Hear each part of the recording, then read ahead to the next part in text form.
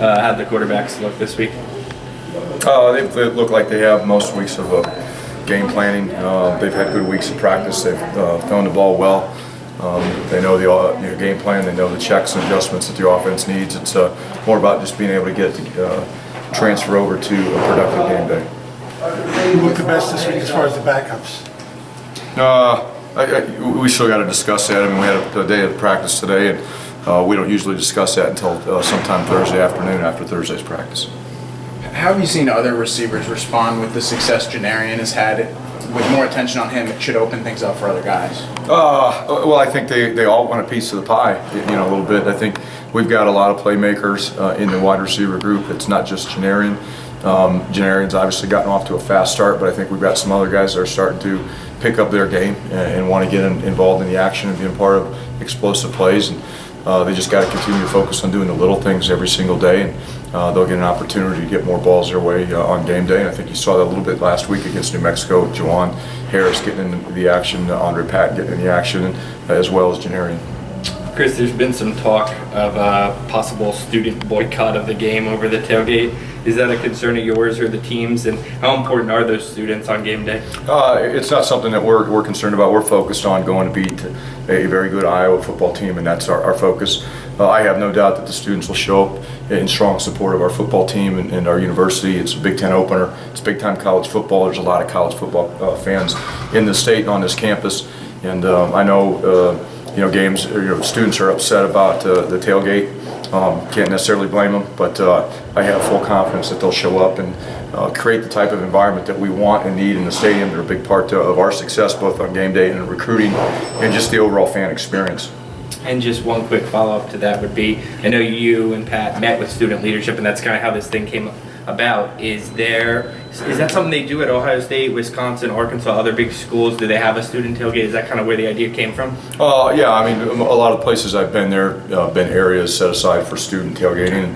It's part of a game day experience. I mean, tailgating's a big deal. And, Pat and I had a lot of discussions about how we increase student involvement, not only in football but all athletic events. But obviously, we're the main show here in the fall, and students showing up to our games is very important, and providing them an area to be able to enjoy the pregame festivities was something that we talked about a long time ago. What kind of impact can a strong crowd, student-wise, have on recruiting? Because talking to kids the first 2 home games, they've seemed pretty impressed with the turnout. No, it's a big deal. I mean, when recruits come to your stadium, they want to feel like it's going to be a great environment every time they go out there.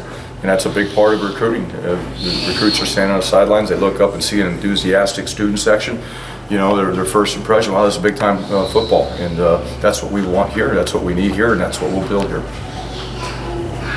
Chris, is a little off the beaten path, but I'm curious. In the last couple of years in college football, especially the last couple of weeks, there's been kind of an epidemic of guys letting the football go before they cross the goal line. Is that something you've addressed with your team, or have you felt the need to address that with your players just in case? It's something we drill all the time. It's something we talk about all the time. But when you score a touchdown, what do you do with the football? Hand it to an official.